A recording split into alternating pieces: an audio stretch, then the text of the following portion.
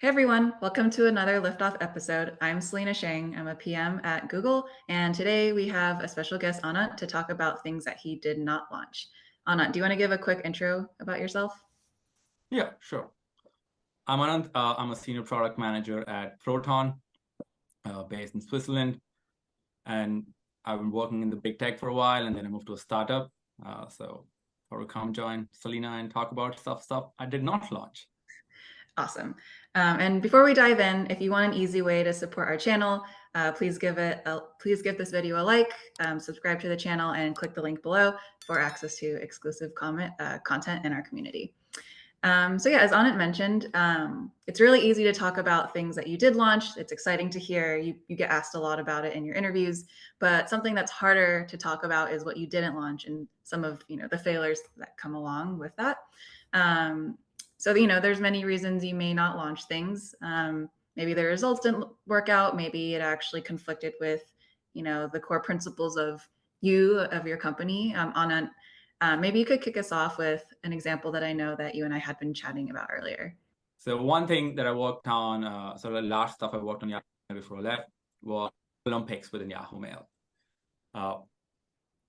So for people, this context, Yahoo Mail is one of the bigger products in the Yahoo Mail ecosystem, in the Yahoo ecosystem, and it's the gateway for a lot of people, like millions of people, into Yahoo.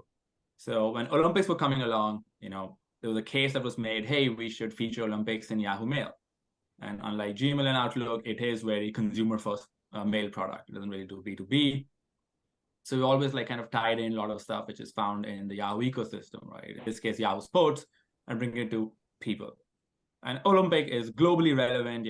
Everyone's kind of interested in it, even if they're not fully big, sports fan. There are a lot of other parts of the Olympics, the ceremonies and so on and so forth. So there was a case that was made, which was like, we should feature Olympics in Yahoo Mail. And especially given that we have all this amazing data from Yahoo Sports and, journalists on the ground doing amazing coverage. It deserves a place, in a 200 million user app. So having worked on the Yahoo homepage and Yahoo Sports, I was asked to kind of work on this. Fair enough. But I did not agree with the strategic approach. I felt that Yahoo Mail, being a productivity suite product, it had calendar notes. We should spend time working on those features, like doing better integration with notes, doing a better integration with calendar, or building on some of the amazing work the team has done. Like my favorite is the unsubscribe view. So you just go unsubscribe, bunch of stuff. So I made a case to not do this. We disagreed, and I committed, right? So spent about a quarter working on this across teams. We launched. It did really well. It helped us hit all-time DAU high the last 3-4 years since the new revamp of the app. And all green. Higher engagement, higher revenue.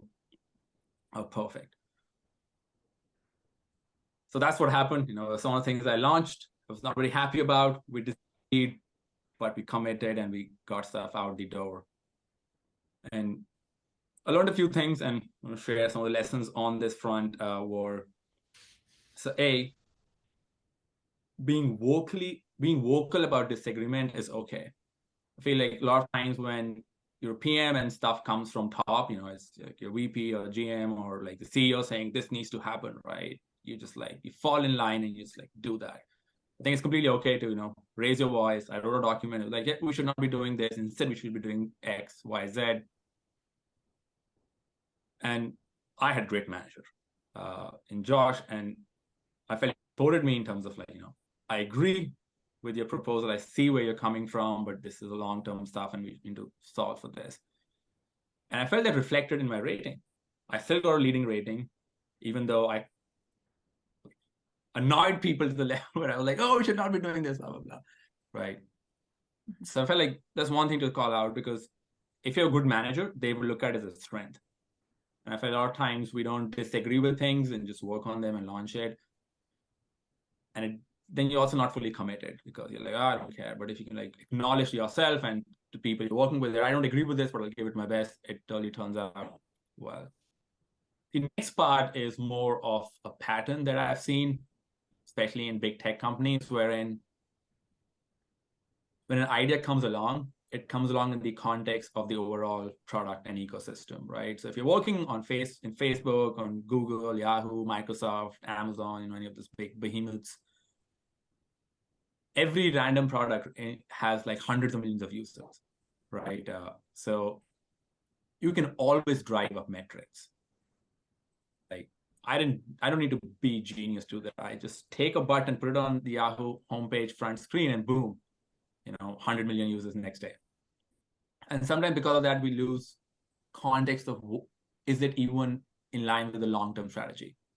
Or is it us just doing something so that we can say we launched something and, we can show some good metrics and, get a promotion out of it and so on and so forth. There's two things I took away from it was that A, you can disagree vocally, drive your manager nuts, it's fine, as long as then you commit to doing it if that is a decision that is made. And come and talk about it on a video. With your best friend. Come and talk about on a video. What advice would you give to folks who are in this situation? I know like one thing you mentioned is you can put anything on a screen that has a ton of visitors every day and green. But how do you demonstrate the importance of staying in line with that vision, especially if you're not a VP, a GM, etc.? I think this comes down to like your belief, right? Like strategy by definition is a theory that you have of how the world should work and what will drive you, to the future growth that you want to get to. So if you believe in something, right, you pursue it until you're proven wrong, right? Almost every, it's like classical investor's dilemma, right? If you ask for data and beforehand, it's going to be very hard to prove that you should commit to something new or continue committing to something you're doing. Your Edison, you will like fail 990 times. You figure out, you use tungsten for your light bulb. So persistence pays off. So if you believe in something, you just keep going. And I think what we'll do over time is, as you talk more about it, your story gets refined, right? You get more perspectives on the same thing, right? Once from your VP, then other team members whom you will either convince or they will find data to make an argument against what you are saying. And either ways, you will end up in a good place because either your story will become really good, it will mature, you will slowly, bring people on your side, which will bring data along with it and more perspectives, which might then slowly, turn the ship and you get to work on things which you believe was right. Or people will tell you what you're saying doesn't make sense. It doesn't align with the long-term strategy. It's completely fine. But if you keep talking about it, you will get many more perspectives on it, right? So don't just give up on the first time you go and talk to someone and like, oh, that makes sense, right? Because that way you will never really figure out what works for yourself. And it is a skill and experience that you need to have.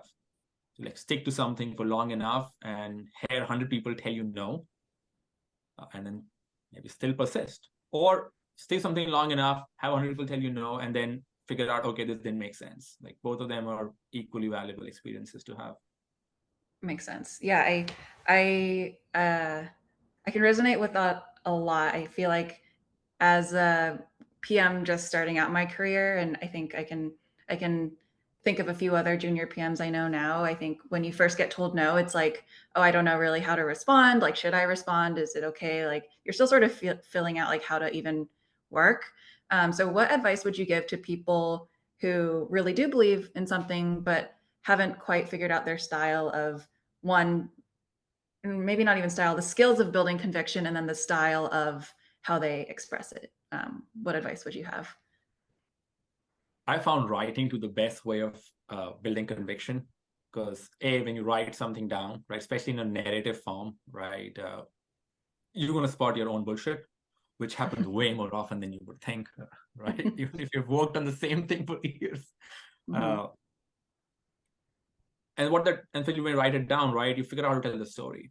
And the second part is just doing it again and again and again and again and again and again. There's no shortcuts to practice.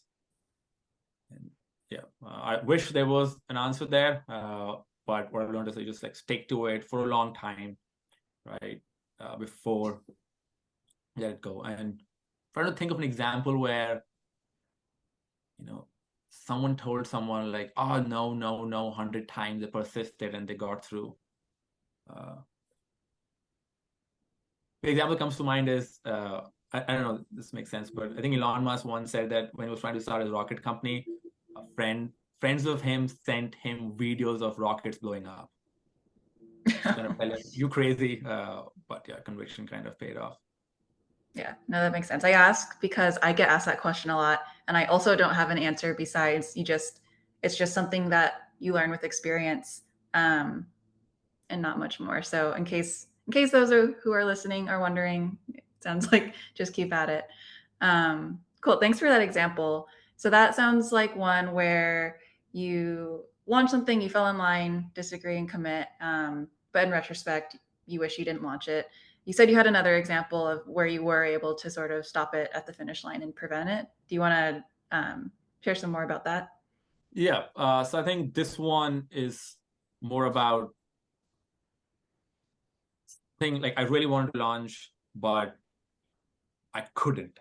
So The opposite. Sorry. yeah, Okay. the Yeah. opposite Sorry of about that. kind of where we were. So I used to work at Yahoo London on the Yahoo homepage, and then I moved to California and I was working on the Yahoo homepage in the US market. And the team in UK this amazing feature launch, which was bringing some of the utility modules from Yahoo's web homepage, the desktop one, to its mobile web, right? Mm-hmm. So it has these things like weather and sports, right, etc., which are valuable, right? People go there, check the weather, check the sports score, and so on and so forth. And the results were really good. Engagement was high, revenue alongside went up. So when we shared information, in the Chin channel, like, oh, we should try this on the US homepage, right? So obviously the models are different because data partners are different in different countries. So we figured out which model we want to do. We designed it so it fits our our US homepage like design form. But here I kind of was too energetic or too convinced by the idea that I can just sort of hey, UK and US are so similar, right? They're both English speaking. They both share a lot of cultural history, and they kind of behave in the same manner, right? So I kind of just took the feature from one market and kind of applied it in the US market. And I was very certain it's going to work, right? And we'll talk about my hindsight, just 2020 later on. So we ran the experiment, and then I went to the product council to present the results. So what happening was that we had an increase in engagement in general, because it makes sense. Utility always kind of increase engagement, and we obviously know that from desktop, right? But there was an impact on our revenue, right? And no one's surprised the LTV of a US user is much higher than the LTV of a UK user, right? So every design change on one of the most visited web pages on the world has really big impact on your revenue, right? You move any one pixel up and down, and boom, you're thousands of dollars a day in revenue up and down. Obviously, when I went to the product council, I did not get an approval. I made all my case, all the mathematics from data scientists saying, hey, engagement is up and retention is up. If you project this 6.5 months in the future, we will be revenue positive because it will keep growing up and up, kind of stuff. But none of that kind of flew. So it was something which I really believe would work, and it demonstratively did work in one market, but I couldn't replicate success in a very similar market. And from this experience, what I basically learned was that when you're working on, again, the same thing, when you're working on a product which is so massive in terms of user base, right? Smallest thing will have an outsized impact, right? Like you're literally fighting for pixels here, right? 5 pixel here and it will be all green. The mistake I made was what should I have done is I should have just taken the concept and read the whole approach instead of copying the whole feature as it is and pasting it here and trying to basically get a quick win. There was a lesson in, to not do quick wins. And that's what it came to, is that even if two markets are very similar, right, you cannot just transplant things across, especially when you are working on a scale, because every single small nuance is going to get exposed for what it is.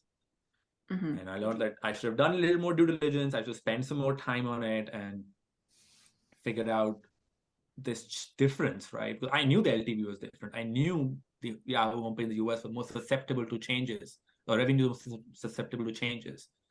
And I did not put that thought into it. So that did not work out well Got it. for me. Quick question on that. I'm curious in your current work correct me if I'm wrong, but like a European centric product, have you been able to carry this learning across markets even within Europe? Oh yes, 100%. And markets in Europe are even more divergent in everything, right? And you can see it in like everything. Like EU obviously is like very tightly knit, but you have one country which is closing nuclear power plants, and your other country which is opening nuclear power plants, right? Mm-hmm. Even though both agree we have to do renewable energy, right? The approaches are like so distinct. One thing you notice is like Germany is very privacy centric. At least its citizens are very privacy aware, and so on and so forth. So even when you're across the pond, right, I literally can take a train and go to Germany from where I am, right? But it will just drastically change people's approach to stuff. Yeah, so that's lesson learned. I do not think any two markets are same. They can be similar, but they're not the same. Yeah, that is so interesting. I'm glad that you can carry that learning forward to your current role. I know you mentioned a story to me once in a similar vein about your work in the UK and the differences, not necessarily geographically, but between one version of a product and another. Can you tell me about that one? I think this was for Yahoo Daily Fantasy. Oh yeah. So this was one of the things which I launched, I loved, and then I saw the whole cycle in the EOL. So this was the very first thing I ever worked on as a product manager. I started working on this as a product intern. I became a full-time product manager, and my first action was sunset this product. And I grew up playing Yahoo Fantasy, right? So this was like a dream come true for me. So this is where we basically started this. So okay, the context I think which is going to be helpful for everyone. So this thing here is Yahoo Sports has a Yahoo Fantasy product in the US, which is very successful. It's one of the best in the US. And as part of that, they also offer a daily fantasy, which is slightly different than full season fantasy. I will not bore people with the details. If you're not into sports, it won't really resonate. But there's a small differences. But in general, it's a fantasy game. You pick players and they play, and you get scores based on how they do in real life. So the context was that Yahoo had a brand name. Yahoo had a fantasy game in the past. Yahoo had an existing fantasy game, which was really well received in the US. And obviously, it has one of the higher LTVs in the European market, and people love football, right? Mm-hmm. It's a national religion to a sort. So the main part was like, you're going to take this product in the US, and we're going to modify this and see how it works within the UK, right? So as part of my internship, I kind of like did the initial cases, and we built the product. We got out there. I learned how to build something from scratch in the sense like kind of building a game which was US-centric from scratch, even though it was based on a foundation of already existing product. What we learned was that as we scale this, the amount of investment that was required to scale and maintain this product was more than what leadership have an appetite for. And when Yahoo changed, it went from being a public company to a private company under Verizon. This product was on the chopping blocks because it was still very nascent and wasn't obviously generating extreme number of generating like extreme amount of revenue, right? So after the leadership change, there was a reevaluation of everything from a strategic standpoint, and this UK market wasn't deemed big enough for us to continue investment in this product. And so we kind of like shut it down, it's fine. Everyone shuts down product, not a big deal. Personally, I enjoyed it because I got to see the full life cycle of a product. On the very first product I ever worked, shutting down a product is as much as a task as launching it. Especially if your product has like paid components to it, because the whole legal and review and financial stuff to go along with it. And really quick on that, Anant, I think many people probably haven't had the privilege of, sunsetting a product. Could you tell me, like, just what were the big like pillars that you had to consider? You mentioned like legal and things, but just walk me through that process so people can get a sense. So you start with holding your emotions when your manager tells you that they're sunsetting the product. You Yes. go and cry later because Step you one, put yeah, your heart and soul into this one, and your manager is doing the same thing, right? Even their whole their emotions at that point, because they didn't really make the decision. Mm-hmm. That's one part. The second part is, once you want to sunset the product, right? How do you communicate to your team, who have been obviously like same Worked level hard. of extent of putting in the effort, right? So the best way I found is as honest as possible, and being as honest as possible right then and there. Like, they should not be hearing about this from anyone else except you. So don't sit on this, don't try to sugarcoat it, figure out how it's going to happen and I'm going to communicate this, I'm going to do it a week later, maybe after the sprint ends. No, because news travels fast, right? And someone will tell someone and someone will tell someone and they will find out, right? And that's not going to go down well for you. So this was something my manager kind of like hinted towards me. So, we talked about it, and everyone who needed to be made aware was made aware within the next day or so. That's first thing, your team knows. The second part is, how do you communicate it to the user, right? And it's very careful, because what you don't want to do is being abrupt, right? You obviously don't want this to leak in some kind of press or information, because then, especially if it's a paid product, in which this case was, people are like, oh, will my money be trapped? And there's a whole, issue that comes up with it.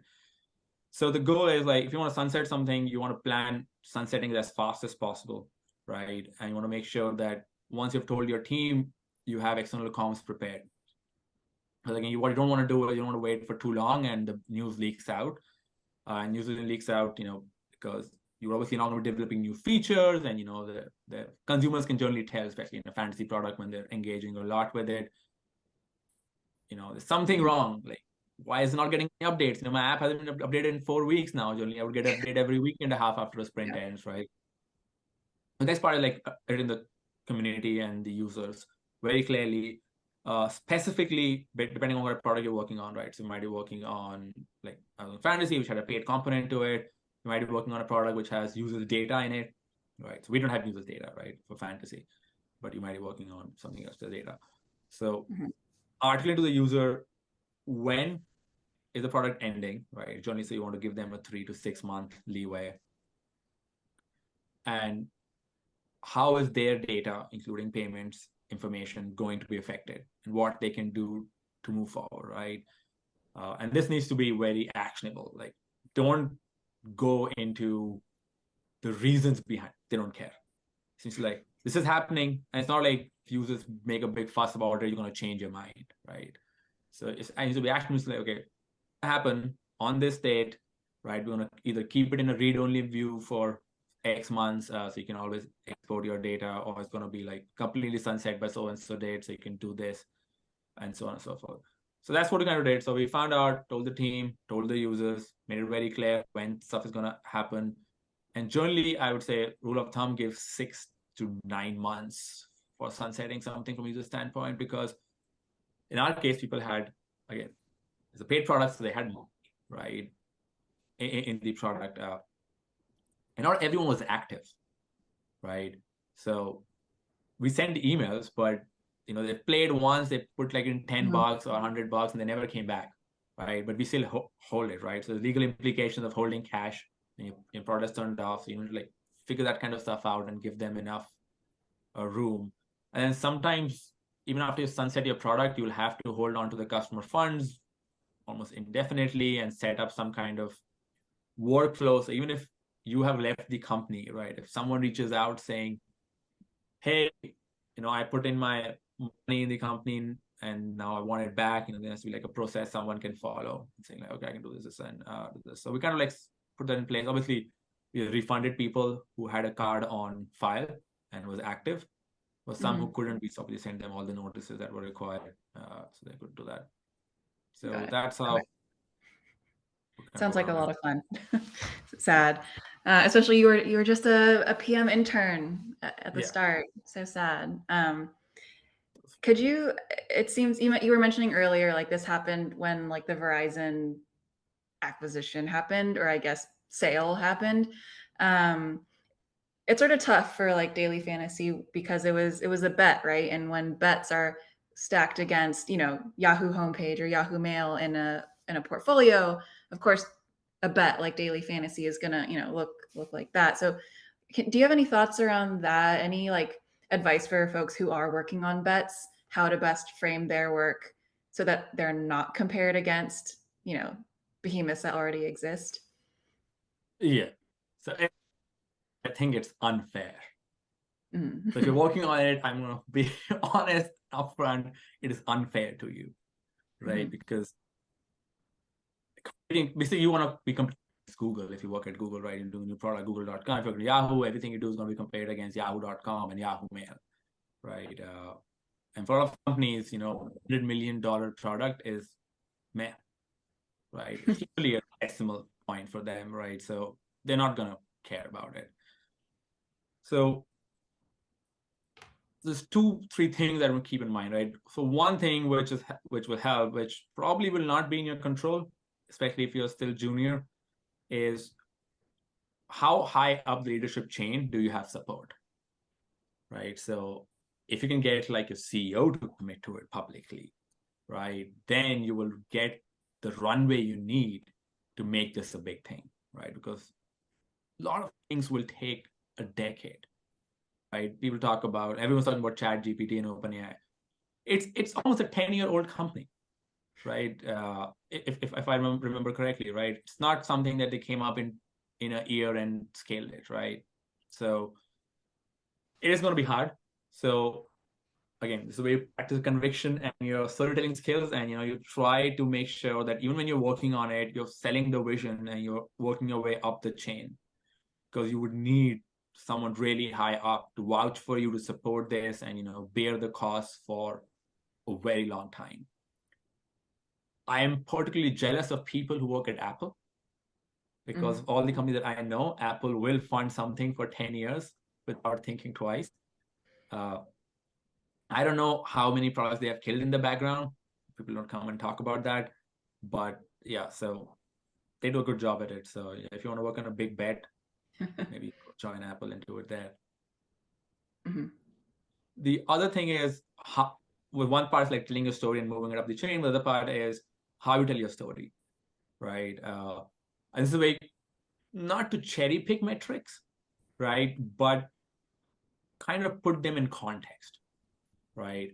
So can you be proactive to make sure that your story doesn't get compared to Google.com's revenue or Yahoo.com's revenue, right? Another Yahoo Finance revenue, another big thing, right? Put that in context. The one thing I tell my engineering team and product team often is, do not compare what we are doing today to Google Drive and OneDrive. I work in cloud storage for context. Because then you're comparing day 1 of our product to day 10,000 of Google Drive's product. You don't stand a chance, right? Like no matter how good you are, right? Especially because we are a team which can fit in a room, and they are campuses worth work of people on these products, right? So when telling a story, can you be proactive in setting the context, right? So if you're going to say a story, when you're showing, so don't wait for someone to compare you to the biggest product in the company, but instead be proactive and show how is your current growth taking into factor the conditions compared to the growth of the most behemoth product in your company in its early days, right? Now that is a much fairer comparison. And then you can add to that story that you get to leverage that big product, something that product didn't have, right? So that's something I've learned. I never have been able to successfully tell the story yet, so take what I'm telling you with a grain of salt. But what I've kind of figured out is like that would be the way to do that. So you kind of jump ahead, be proactive, and craft your story so others don't, spoil your story and like do unfair comparisons. Yeah, that makes sense. And I see that in my work. Like, so for context, I work on editing features on photos, and something we've been working on recently are Gen AI editing features. And so, to the two pillars you mentioned, one is just like leadership buy-in. We have all the way up to the SVP asking like, how are these features going? Like, how can I help, sort of thing. So that's locked. And the second point on comparison really resonates, because if you compare some of these Gen AI editing features in terms of like save rates compared to like, like brightness, brightness as just like a generic tool, like obviously it's going to be minuscule. But like the way you can think about it instead is like, how does this Gen AI editing tool compare to other Pixel 8 features, which is where we shipped these initially, and how does this Gen AI feature compare to other hero features on previous Pixels from like last year or the year before? And so that way, it's the context is set amongst like this cohort, just this small cohort of users, rather than all of photos, billions of users. So yeah, that makes sense. One more thing that just came to my mind, which is a good point, which I've realized, especially working in a startup, is, and I have made this mistake, so I can talk about this, is that when you're launching something, and especially in a big company, right, what happens is anything new gets a lot of excitement, and everyone wants to jump on it and work on it. So what happens is, and in big tech, right, the amount of revenue they generate is just absurd, right? They're more than GDPs of some countries. A lot of the new initiatives for way too long are loss making, right? Because it's like abundant resources, they're all senior, right? They're all super expensive, and you just keep adding them to your pool, and you're doing big things, and you don't think about profitability early on, right? Now, something that I, as a self-funded startup that I work on, that is how a lot of my commissions start with, right? Like at what point in my product journey do I become, do I reach the break even and start becoming profitable? Now, I never did this, and I know a lot of PMs, especially unless you're a SVP and you're in charge of an actual P&L, don't really think about the feature or big bet they're working on in terms of it being when it doesn't reach break even, when it doesn't make profit. So if you could be conservative early on and reach profitability before, instead of like in a decade, then you have a very, very strong case to make and tell someone like, hey, we're not making a lot of money, but you don't have to spend anything on us, right? We can kind of fund our own growth. And that is a very compelling story, because at that point, you're a line item on the financial list, and which no one's going to question because you were green, right? You get questioned when you're a big red number which says lost $20 billion last year. Yeah, that's so true. And I have an example too. So before photos, I worked on G1, and G1 was, there's no like startup within Google, but it was a very small team. It had not been proven that we could run a subscription business successfully at Google. And so, every launch there was an accompanying business review, because sort of to your point, like we don't want to be that red mark on a spreadsheet where people question and shut it down. Now that I'm on photos, which again has like a billion users, I find it like there isn't that like rigor sometimes. It's more about like how can we, and not that rigor is necessarily like missing. It's more that the focus is on the engagement, such that, or rather, I'm going to pause. It's rather the focus on engagement, and the assumption is that if there's strong engagement, then the monetization will come. And that they have the privilege of that because they're so large compared to, my days on G1 where there were like 50 people on the team, compared to like, I shouldn't quote this publicly, but much more than that. Anything else you would want to add? I think, thanks so much for telling telling us about all these stories. Just for those who are listening, Anant has launched a lot more than what he has not launched. So thanks for sharing these. Yeah, last minute thoughts to share. As PMs, we get so much pressure on launching stuff, and our focus Mhm. is on launching stuff. Then taking a step back and thinking, what should we be launching? Why are we launching this? And you kind of lose the forest for the tree. Mhm. So everyone here, take a step back, think what the company is trying to achieve in the long run, and focus on that. Because if you focus on something that takes long time but delivers outsized results, that will do much, much more for your career and for long-term prospects of the company than quick wins and launches, right? So yeah, you just need one thing to work. You just need to make the next iPhone. That's it.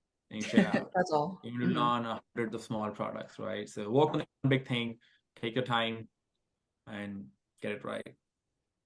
Awesome. Yeah, I've always admired you for your conviction in taking the long-term view. So thanks for sharing that.